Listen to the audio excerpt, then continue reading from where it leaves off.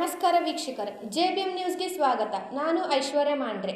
Kanakapura DK Shivakumar ಮುಖ್ಯಮಂತ್ರಿ ಆಗಬೇಕೆಂದು ಮರಸಪ್ ರವಿ ದಂಪತಿಗಳು ಮುತ್ತತ್ತಿ ಎಂಬ ಆಂಜನೇಯ ಸ್ವಾಮಿ ದೇವಸ್ಥಾನದಲ್ಲಿ ಪೂಜೆ ಸಲ್ಲಿಸಿ ಪ್ರಾರ್ಥನೆ ಮಾಡಿದರು.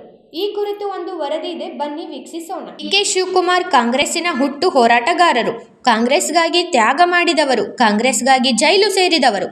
ಭಾರತ ದೇಶದ ಯಾವುದೇ ರಾಜ್ಯಗಳಲ್ಲಿ ಕಾಂಗ್ರೆಸ್ ಸಂಕಷ್ಟಕ್ಕೆ ಸಿಲುಕಿದಾಗ ಹೋರಾಡಿದಂಥವರು.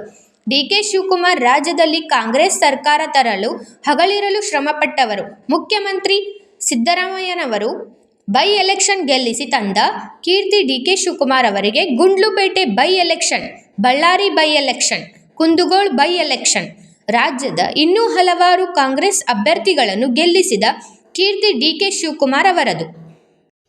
ಮುತ್ತತ್ತರಾಯ ಆಂಜನೇಯ ಸ್ವಾಮಿ ದೇವಸ್ಥಾನಕ್ಕೆ ಇವತ್ತು ನಾವು ದಂಪತಿಗಳ ಸಮೇತ ಬಂದಿದ್ದೀವಿ. DK ಶಿವಕುಮಾರ್ ಅವರು ಮುಖ್ಯಮಂತ್ರಿ ಆಗಬೇಕು.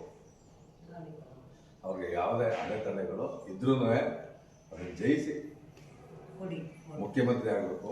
ಅದಕ್ಕೋಸ್ಕರ ಈ ದಿನ ಮುತ್ತತ್ತಿ ದೇವಸ್ಥಾನದಲ್ಲಿ ಆಂಜನೇಯನಿಗೆ ಪೂಜೆ ಮಾಡಿಸಿ ಇವತ್ತು ನಾವು ಅವ್ರನ್ನ ಮುಖ್ಯಮಂತ್ರಿ ಆಗಲಿ ಅಂತ ಕೇಳೋಕ್ಕೋಸ್ಕರ ದಂಪತಿಗಳ ಸಮೇತ ನಾವು ಬಂದಿದ್ದೀವಿ.